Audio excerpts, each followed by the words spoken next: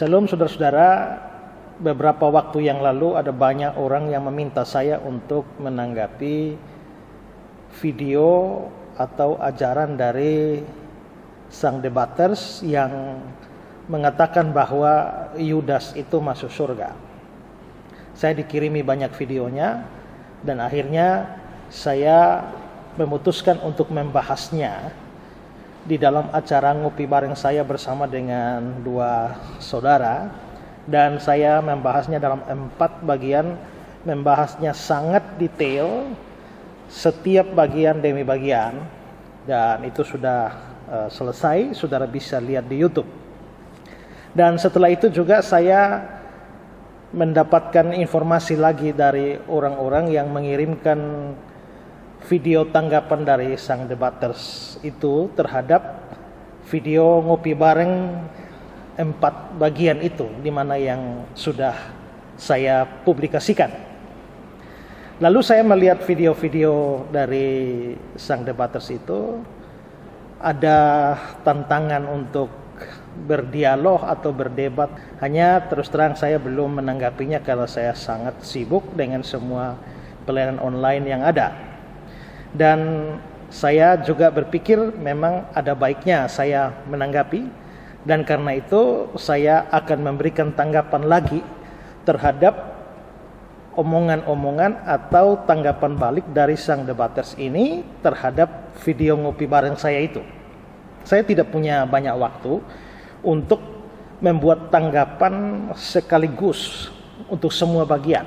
Saya lihat ada 3 video kalau saya tidak salah, dan saya mau menanggapi 3 video ini secara detail, tetapi saya akan menanggapi poin per poin saja menjadi satu video tertentu yang saya juga tidak tahu akan menjadi berapa poin dilihat dari isinya, dan sampai berapa lama saya juga tidak tahu.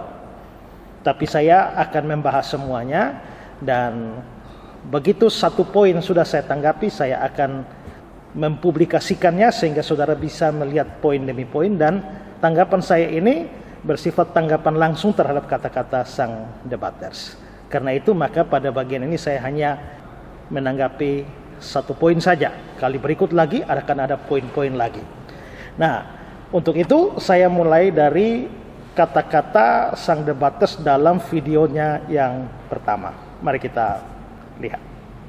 Kali ini saya mengomentari atau menanggapi pernyataan Ezra Soro ya di channel YouTube dia ya, di mana mereka sudah mulai membahas dan mengatakan Yudas masuk neraka. Sebenarnya saya kurang merasa simpatik dengan cara-cara seperti ini. Kita sama-sama Kristen, kan bisa dia menelepon saya atau dia bisa menghubungi saya lewat Skype seperti Louis Prasetyo dan kawan-kawan ya. Tinggal profesor mereka aja yang belum datang membuat Skype dengan saya. Nah, apa tidak baik kalau Ezra bertemu saya lewat Skype sehingga kami bisa bicara dan dia mengerti apa yang saya dalilkan dan apa yang saya buktikan dan apa yang saya pikirkan. Kalau saat ini kan tidak, dia suruh 2 orang anak gadis. Nah, anak gadis inilah yang menerjemahkan pemikiran saya ke dia. Apakah nyambung? Ternyata tidak sambung. Anak gadis ini hanya mencatati, tapi tidak mengerti apa yang saya ucapkan. Nah, andai kata kami berdiskusi 2 arah, begitu dia menyatakan mengeluarkan sebuah pernyataan, saya kan menyanggah. Sehingga penonton merasa ini sebuah, boleh dikatakan hiburan ya, kita menghibur mereka dengan firman Tuhan. Nah, dan membuat mereka ingin tahu dan mencari tahu. Dan demikian, kalau seperti ini, hanya monolog. Ya di depan mereka, para pengagum Ezra Soro, ya yang apa dicakkan Ezra Soro benar. Saudara-saudara, sebenarnya menanggapi suatu ajaran itu bisa macam-macam metode. Ya, kadang-kadang ditanggapi secara detail seperti yang sedang mau saya lakukan ini. Kadang-kadang bisa dilakukan dalam acara seminar atau suatu diskusi dalam kelompok kecil, seperti yang saya lakukan dalam acara ngopi bareng, atau bahkan juga bisa dilakukan di dalam head to head, di dalam perdebatan langsung atau dialog tatap muka. Itu semua kan hanya masalah metode, ya. Dan metode-metode itu sah-sah saja, tergantung bagaimana kita menjalankan metode itu. Sehingga menurut saya metode ngopi bareng yang oleh sang debaters itu disebut sebagai monolog itu tidak lantas menjadi sesuatu yang tidak sesuai dengan etika Kristen. Kalau itu tidak sesuai dengan etika Kristen, dalilnya apa? Dasar Alkitabnya apa? Ya. Karena itu maka menurut saya tidak cocok kalau dikatakan bahwa ini kita sama-sama Kristen, seperti katanya sang debater. Saya tidak merasa simpati dengan cara-cara seperti ini. Kita sebagai orang Kristen. Nah, menurut saya tanggapan yang bersifat monolog itu tidak ada urusan dengan etika Kristen. Itu tidak berarti bahwa karena saya Kristen maka kita harus berdebat. Dan terhadap orang Kristen boleh monolog. Terhadap sesama Kristen tidak boleh monolog. Kan tidak harus seperti itu. Itu metode kan ada macam-macam. Jadi mau metode monolog atau dialog itu ya it's okay saja. Tinggal kita sepakati saja. Kalau saya mau lakukan monolog, saya lakukan. Kalau saya mau lakukan dialog atau trilog atau bahkan debat langsung juga, kan tergantung kita mau melakukan yang mana, dan itu tidak harus dikaitkan dengan urusan masalah kekristenan. Sehingga sang debaters harus merasa, masa kita sama-sama Kristen kok tidak bisa telepon saya lewat Skype, atau kita sebagai orang Kristen, ya. Kalau sang debaters katakan bahwa monolog itu tidak baik karena tidak ada hak jawab, loh, siapa bilang monolog tidak ada hak jawab? Toh pada akhirnya sang debaters juga menjawab. Sang debaters menjawab, lalu dia mengklaim itu sebagai ini hak jawab dia. Kalau begitu kan dia sedang mempunyai hak jawab dan sudah melakukan hak jawab. Sehingga bagaimana mengatakan bahwa monolog itu menghilangkan hak jawab? Tidak. Walaupun saya monolog, sang debaters tentu mempunyai hak jawab. Dan hak jawabnya dia jawab lewat YouTube-nya dia. Saya punya hak jawab juga. Ya saya lakukan seperti ini. Demikian juga dia. Karena itu maka monolog sama sekali tidak menghilangkan hak jawab seseorang terhadap sesuatu pandangan yang kontra dengan dia. Nah, lalu juga hal yang sama kalau memang monolog itu menjadi sesuatu yang tidak bagus, tidak Kristiani dan lain sebagainya, pertanyaan saya adalah bahwa apakah semua orang yang ajaran mereka atau pandangan mereka dibahas oleh sang debaters, apakah sang debaters menelpon mereka semuanya?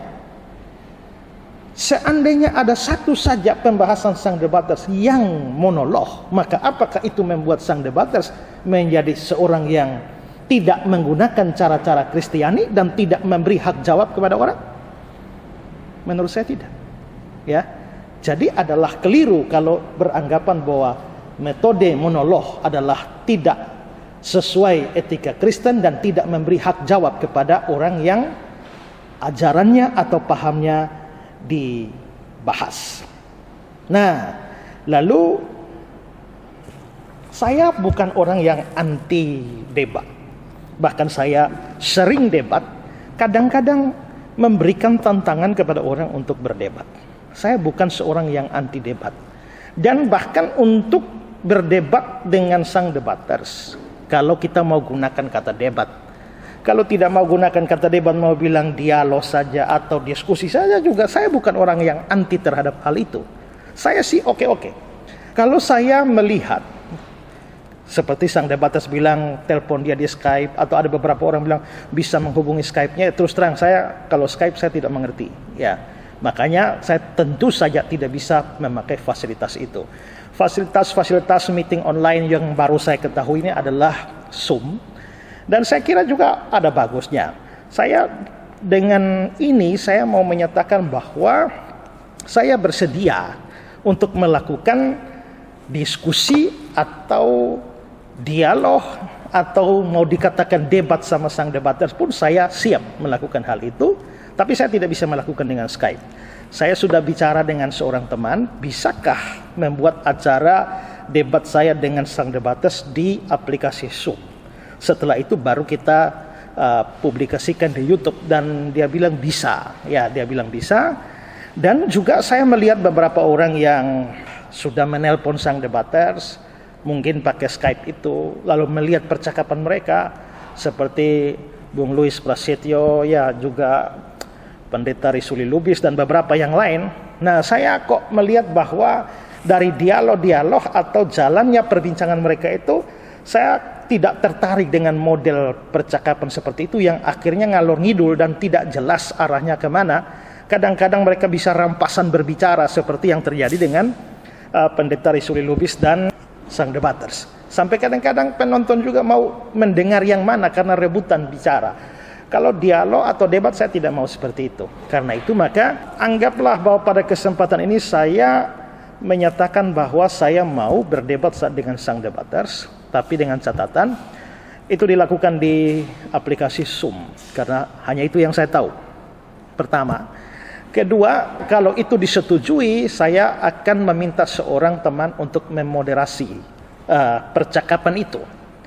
Dan teman saya ini sudah bersedia untuk memoderasi itu, Pak Madi Minajara siap untuk memoderasi itu. Ketiga, sebelum dialog itu dilakukan, akan ada persyaratan yang diberikan oleh moderator. Moderator men-share syarat-syaratnya, aturan-aturannya supaya kita berpegang pada aturan itu, dan moderator akan memantau jalannya diskusi atau jalannya perdebatan sesuai dengan aturan itu. Ketika tidak sesuai dengan aturan itu, maka moderator berhak untuk menegur atau meng-cut atau bahkan menginterupsi percakapan yang tidak sesuai dengan aturan yang dibuat, ya. Nah, lalu berikutnya harus ditentukan poin per poin. Ya, misalnya bahwa kalau kita hanya bicara sampai Yudas masuk surga atau masuk neraka, dilihat dari dinamika percakapan yang sudah terjadi, ini sangat meluas. Karena itu maka ambil 1-2 poin. Misalnya kita ambil Yohanes pasal 17 itu. Ya, Yohanes pasal 17. Tidak seorang pun yang binasa selain dia yang ditentukan binasa. Misalnya topiknya adalah, pertama adalah bahwa apakah binasa di situ itu hanya sekedar mati atau itu bicara soal selamat masuk surga atau tidak masuk surga. Poin kecil itu yang dibahas. Nah, diawasi oleh moderator dengan aturan yang ketat, maka akan terlihat apakah kita sedang sungguh-sungguh membahas satu topik dan tidak lari kemana-mana. Dan di situ akan terlihat kekuatan argumentasi kita sampai di mana. Ya, lalu juga kita misalnya ambil ayat tertentu yang sekarang lama kan menjadi kontroversi. Oleh saya misalnya ayat itu diartikan segini, oleh sang debaters ayat itu diartikan begini, maka terjadi pertentangan pandangan. Nah, uji penafsiran itu. Hanya itu ayat itu. Jangan dulu lari kemana-mana. Nah, maka dengan poin yang kecil-kecil seperti itu, kita akan melihat argumentasi siapa yang sebenarnya bertahan, dan siapa yang runtuh, dan siapa yang lari. Karena dengan diawasi oleh moderator. Saya ini debat sudah berulang-ulang sebenarnya. Dan terus terang banyak menghadapi orang-orang dengan jurus kutu loncat. Dengan jurus kutu loncat, begitu tidak sanggup menjawab ini, lompat ke lain. Lompat ke lain. Nah, kalau tanpa moderator, maka hal ini sukar untuk diatasi. Ya, bahkan kita juga lihat bahwa ada orang-orang yang ngomongnya terlalu banyak, sampai-sampai kita hanya mau mendapatkan celah untuk bicara pun kita kesulitan. Nah, peranan moderator itu ada di situ dengan poin-poin yang kecil, yang lebih sempit, dan itu yang didebatkan. Maka kita akan melihat argumentasi siapa yang bertahan sampai akhir dan konsisten dengan logika maupun juga dengan Alkitab. Terus kapan dilaksanakan? Sabar. Saya berencana, saya menyelesaikan dulu tanggapan saya detail ini untuk 3 video sang debaters. Setelah 3 video itu saya tanggapi, maka saya akan menghubungi sang debaters. Hanya terus terang, saya tidak tahu bagaimana menghubungi dia. Tidak ada satu kontak pun pada saya. Nah, tapi saya kira mungkin mudah. Toh mungkin teman-teman yang melihat video ini mungkin tahu nomornya, atau yang tahu nomor saya bisa sampaikan kepada sang debaters. Nah, pada saat sudah selesai saya membahas 3 video ini, saya akan menghubungi dan juga menghubungi pihak moderator, supaya moderator akan, kalau sudah sang debaters sepakat, silakan di-share aturan-aturannya dan poin-poinnya. Begitu dua pihak sudah setujui, kita tinggal menentukan waktu dan kita melakukan acara dialog atau diskusi atau debat apapun istilahnya, ya. Nah, tapi ingat bahwa tunggu saya selesai membahas. Saya akan tidak punya banyak waktu untuk membahas videonya sang debater semua satu kaligus dalam 1, 2, 3 kali. Tapi saya akan bahas poin per poin, potongan per potongan ini. Dan ini bagian pertama dari potongan yang saya bahas. Nah, sampai jumpa pada potongan berikut atau poin berikut dari video sang debaters yang akan saya bahas. Tuhan berkati. Salam buat semua, termasuk salam buat sang debaters.